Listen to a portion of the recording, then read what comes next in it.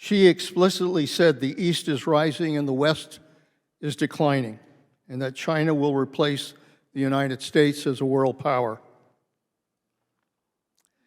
I've met with Xi multiple times during the time I was in office, here and in Beijing. He's smart, he can be very diplomatic, he's committed to an aggressive China. But it is important that we never underestimate Xi Jinping, because he will use every opportunity to undermine the stability of the United States and the West. He will steal our intellectual property, conduct economic espionage, have extensive intelligence.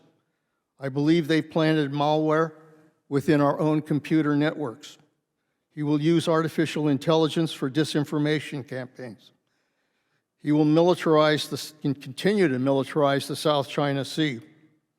He will modernize the People's Liberation Army. I remember one conversation where he was being critical that we were rebalancing our force to the Pacific. And I said, look, we're a Pacific power. We have every right to have a presence in the Pacific. What you ought to be interested in is what you can do to work with us to deal with North Korea, to deal with the problems of trade, to deal with the problems of a free sea approach to trafficking and to our Navy. And he said something about, yeah, you know, if we could work together, we could develop peace and prosperity. That was the Xi that I saw. But he's changed. There's no question about it. And you know, we could talk about the reasons. There are a lot of reasons why it's happened. But there's no question in my mind that Xi has been cornered in a number of ways, both in the way he dealt with COVID as well as the way he's dealing with his economy. There is one fundamental focus that Xi has. It's on China. It's on China. And his problem right now is that China is eroding from under him. And I think that makes him more dangerous, not less. I'd concur. Secretary Panetta dealt with a very different Xi Jinping than we dealt with.